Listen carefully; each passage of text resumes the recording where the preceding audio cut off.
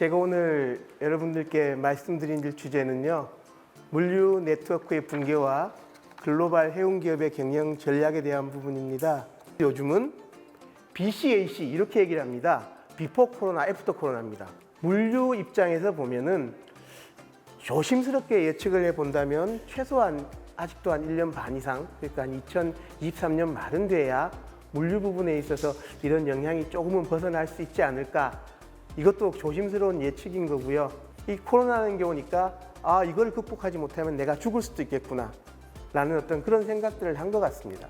그래서 규모를 줄였죠. 자기의 비용이 나가는 모든 부분들을 줄일 수밖에 없었습니다. 올해 또 마찬가지로 우크라이나 전쟁이 일어나면서 또 좀 더해졌죠.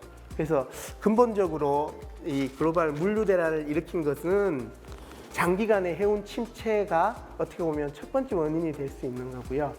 그 다음은 결국 코로나19가 가져온 어떤 노동자의 부족, 그 다음에 셧다운, 어떤 이러한 환경들이 기본적인 물류 대란의 근본 원인들을 다 만들어냈다. 이렇게 말씀을 드릴 수 있겠습니다. 금년 1월의 기준 데이터를 보면은 아시아에서 미국까지, 그러니까 아시아의 터미널에 들어와서 저쪽 터미널까지 도착해서 게이트 아웃한 데까지 평균 한 126일이 걸렸다고 하는데, 현재 지난달 데이터를 보면 한 100일 정도 일단 소요가 된다고 합니다. 재고에 대한 생각이, 예전에는 재고도 비용이기 때문에 많은 회사들이 적정 재고, 그다음에 작은 재고만 가져가려고 했습니다만, 지금은 이게 없으면 공장을 돌릴 수가 없다 보니까 이 생각들이 많이 바뀌고 있는 그런 추세에 있습니다. 해운 회사, 특히 컨테이너 회사는 우리가 정기선이라 그러지 않습니까? 위클리 서비스면 일주일에 한 번, 바이위클리 서비스면 2주일에 한 번, 이게 정기적으로 들어가야 되는데, 이게 예를 들어 터미널이 다 정체가 되어버리고 100척이 대기하고 있으니 정기선이 부정기선이 돼버린 겁니다. 근데 모든 지역이 컨제션이 생긴 게 아니니까 아마 컨제션이 생긴 지역은 2척이든 3척이든 아마 더 들어갔을 겁니다. 이 정기성이 가장 좋은 선사는 여전히 이제 머스크입니다. 머스크가 한 50% 정도의 정기성을 가지고 있고, 우리나라 국적선사들은 한 30%대 이하로 지금 그렇게 보여주고 있고요. 2021년도 작년도에 선박회사들이 벌어들인 수익이 210빌리언입니다. 1200원 기준으로 해도 한 250조, 국적선사들도 한 10조 3천억 정도의 이익을 얻었습니다. 제가 여기까지만 이 말씀을 드리고요. 한 5분 뒤에 다시 뵙도록 그렇게 하겠습니다. 그 다음이 이제 이 기후 변화에 대한 부분인데요. 기본적으로 이 탄소 배출량을 줄이겠다는 계획인 거고요. 선박 회사들은 탄소 배출량을 줄여야 됩니다. 제가 이쪽 부분의 전문가는 아닙니다만은 EXI를 충족할 수 있는 선박이 지금 현존하는 선박은 한 20% 정도밖에 되지 않는다고 합니다. 그러면 약 80% 정도의 선박들은 이 조건을 맞추어야만이 사실은 2023년 이후에 운항을 할 수 있게 되는 거거든요. 그 다음에 사실 또 중요한 부분 중에 하나가 이제 이 법에 대한 부분입니다.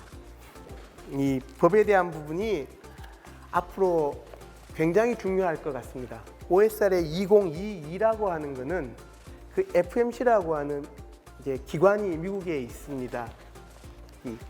그 기관이 실질적으로 해운 선사들을 조사하고 이렇게 평가할 수 있는 그런 이제 기능을 어떻게 보면 부여한 그런 법안이 OSR의 2022가 되는 겁니다. 이렇게 하면서 이 미국은 이제 어떻게 보면 컨테이너 선사들의 운임 인상이라고 하는 이런 독주를 좀 막아보겠다.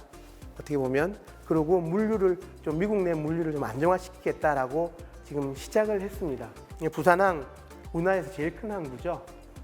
제일 큰 항구고 그 물동량이 그래도 매년 조금씩 증가는 합니다. TS 중심 항들이 앞으로 어떻게 보면 순위에 밀리는 게 아니라 어떻게 보면 물동량을 이렇게 확보하는데도 어려움이 있을 수 있다라는 어떤 그런 것 때문에 제가 이 말씀을 드리는 겁니다. 부산항은 실제 한 절반 정도를 이렇게 중국이나 해외에서 물건을 가지고 와서 TS하는 항구입니다. 터미널의 컨제션에 대한 부분을 먼저 말씀드렸고요. 이 컨제션이 생기면서 정시성이 엉망이 됐고, 정시성이 엉망이 되니까 당연히 공급량이 줄어들게 되고 수요는 있으니 결국 운임이 올라가게 된 거고 그러면 운임을 페이했는데 그 페이한 운임이 결국은 소비자들에게 돌아와서 소비자의 물가를 상승시키게 된 거고 이 전체 모든 사람들이 영향을 받게 된 겁니다.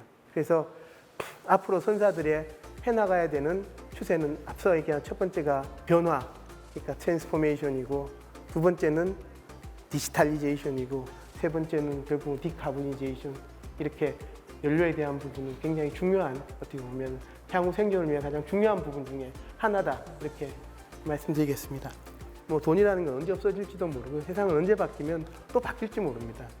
그 벌게 해줬던 상황이 다시 잃게 하는 상황으로 변할지도 모르는 거거든요.